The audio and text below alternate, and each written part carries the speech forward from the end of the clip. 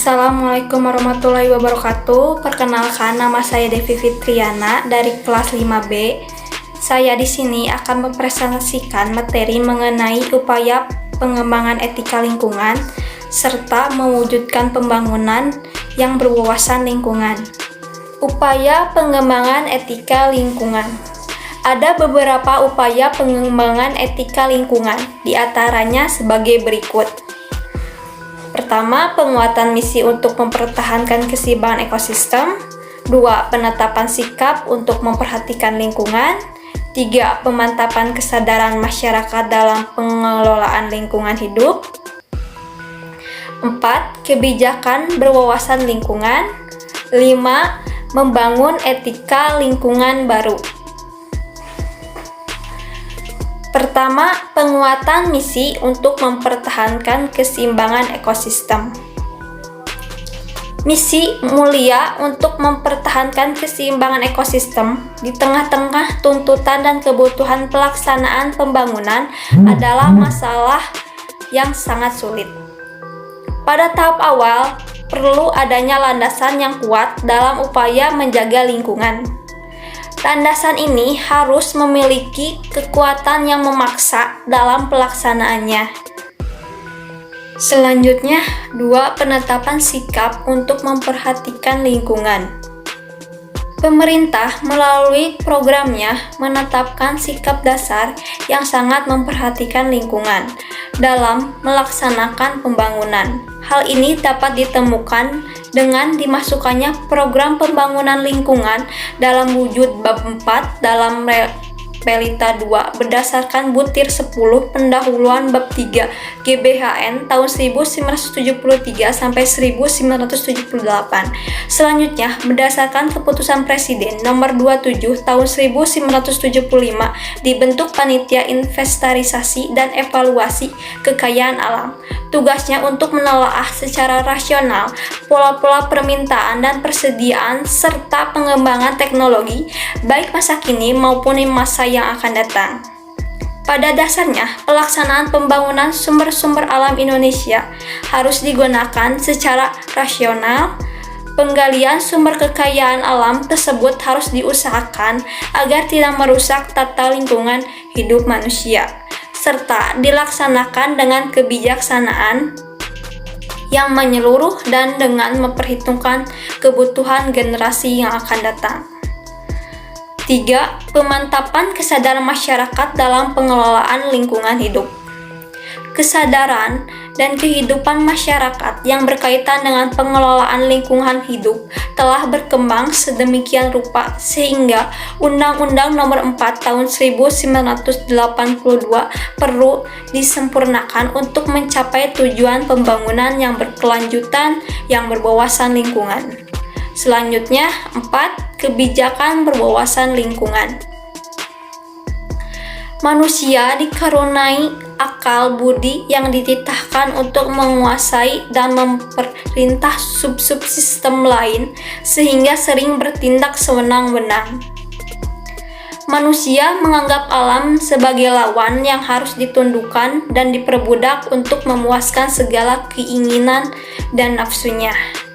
Frans Suseno berpendapat bahwa diperlukannya perubahan fundamental dalam sikap manusia modern terhadap lingkungan hidup dan alam. Hal yang perlu diubah adalah cara penguasaan dan cara pemanfaatan. Manusia dapat menguasai dengan cara menghargai, mencintai, mendukung, dan mengembangkan. Selanjutnya, 5. Membangun etika lingkungan baru. Beberapa rumusan yang memuat sikap dan tanggung jawab terhadap lingkungan yaitu sebagai berikut. Pertama, manusia harus menghormati alam. 2. Manusia yang harus menanamkan kesadaran akan tanggung jawab khusus terhadap lingkungan lokal sendiri agar lingkungan bersih, sehat, dan alamiah. 3. Manusia harus merasa bertanggung jawab terhadap kelestarian biosfer. 4. Solidaritas dengan generasi-generasi yang akan datang harus menjadi acuan dalam pengelolaan lingkungan. 5. Etika lingkungan hidup harus memuat larangan keras untuk merusak, mengotori, dan meracuni, mematikan, menghabiskan, menyia-nyiakan, dan melumpuhkan alam sebagian atau keseluruhan. 6. Perlu dikembangkan prinsip proporsionalitas. 7. Prinsip pembebanan biaya pada penyebab kerusakan lingkungan yang disebabkan oleh pihak tertentu akan menyebabkan kerugian bagi seluruh masyarakat Indonesia. Selanjutnya, mewujudkan pembangunan yang berwawasan lingkungan. Ada beberapa pendekatan untuk mewujudkan pembangunan yang berwawasan lingkungan. Di antaranya sebagai berikut. Pertama, pola pendekatan filosofis. 2. Pola pendekatan ekologis. Selanjutnya, pola pendekatan psikologis. Pertama, pola pendekatan filosofis. Dalam perspektif pembangunan yang berwawasan lingkungan, manusia dipandang sebagai subjek dan objek pembangunan.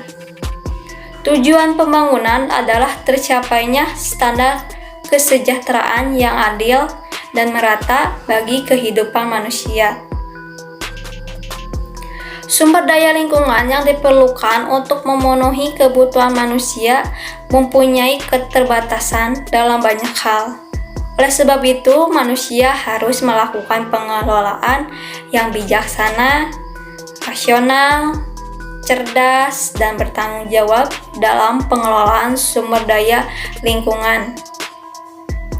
Manusia perlu berdasarkan pada prinsip ekofisiensi. Pemanfaatan sumber daya alam bukan untuk menguras habis kekayaan yang ada di alam, tetapi bertujuan pada terwujudnya tata pengelolaan keberadaan sumber daya alam untuk mendukung kesejahteraan manusia. Tetapi pemanfaatan sumber daya alam tersebut sering merusak alam seperti pencemaran udara, pencemaran air, dan kerusakan hutan. Hal ini terjadi karena perilaku manusia yang tidak bijaksana dan bertanggung jawab. Akibatnya, ekosistem lingkungan menjadi terganggu. Jika dibiarkan, akan menghambat pembangunan yang bertujuan untuk meningkatkan kesejahteraan manusia. Dalam konteks ini, keberadaan psikologi lingkungan memegang peranan penting. Psikologi lingkungan merupakan proses untuk membangun manusia yang sadar dan peduli terhadap lingkungannya secara total, serta segala masalah yang berkaitan dengannya. Psikologi lingkungan mengantar manusia yang pengetahuan, keterampilan, sikap, dan tingkah laku, serta memotivasi manusia untuk membangun komitmen bekerja sama baik secara individu atau secara kolektif untuk memecah berbagai masalah lingkungan saat ini dan mencegah timbulnya masalah baru. Selanjutnya, pola pendekatan ekologis. Pertama, sikap teknokratis. Menurut Frans Martin Suseno, salah satu penyebab kerusakan lingkungan adalah sikap teknokratis. Istilah teknokratis berasal dari Yunani yaitu tekne yang artinya keterampilan dan kratein yang artinya menguasai. Secara umum, teknokratis artinya keterampilan untuk menguasai sesuatu. Sikap teknokratis pada intinya merampas dan membuang alam dan mengambil semua yang diperlukan dalam kehidupan manusia. Selanjutnya, sikap dikotomis. Sikap dikotomis berarti melihat dan menempatkan lingkungan terpisah dari kehidupan manusia. Sudut pandang penting sikap ini akan memunculkan perilaku tidak peduli terhadap lingkungan. Sikap dikotomis dapat diketahui dari hubungan manusia dan lingkungan. Selanjutnya, pola pendekatan psikologis. Pertama, psikologi lingkungan yang mendasari perilaku subjek pembangunan yang berwawasan lingkungan.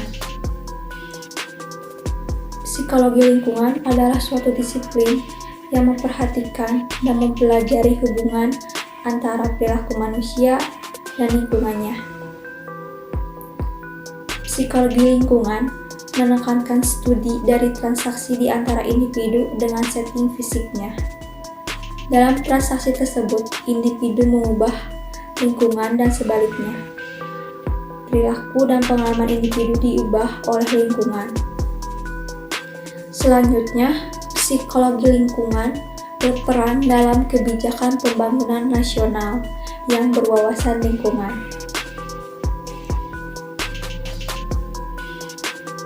Secara umum, peran psikologi lingkungan dalam penentuan kebijakan pembangunan nasional yang berwawasan lingkungan meliputi 3 hal, yaitu yang pertama fungsi inspiratif, fungsi daya operatif, dan fungsi evaluatif. Pertama, fungsi inspiratif. Menurut Kamus Besar Bahasa Indonesia, kata inspirasi adalah kata benda yang berarti ilham. Sedangkan kata ilham memiliki arti petunjuk yang timbul di hati. Dengan demikian, fungsi inspiratif dimaksudkan bahwa psikologi lingkungan digunakan sebagai dasar petunjuk, pemahaman, dan analisis kritis dalam menentukan kebijakan pembangunan yang berwawasan lingkungan. 2. Fungsi daya operatif.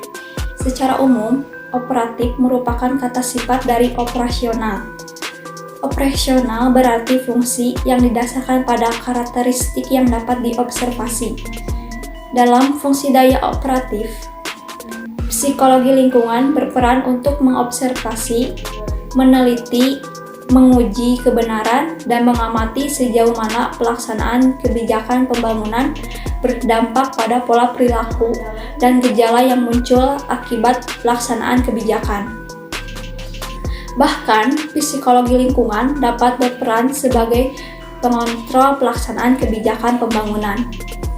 Selanjutnya, 3. Fungsi evaluatif. Secara umum, evaluasi adalah proses penilaian. Fungsi utama evaluasi adalah penyediaan informasi yang berguna bagi pihak pembuat keputusan untuk menentukan kebijakan yang akan diambil berdasarkan evaluasi yang telah dilakukan. Fungsi evaluatif yang dimaksudkan adalah psikologi lingkungan yang berperan dalam mengevaluasi proses pelaksanaan kebijakan pembangunan yang telah dilaksanakan. Sekian presentasi dari saya. Wabillahi taufiq wal hidayah. Wassalamualaikum warahmatullahi wabarakatuh.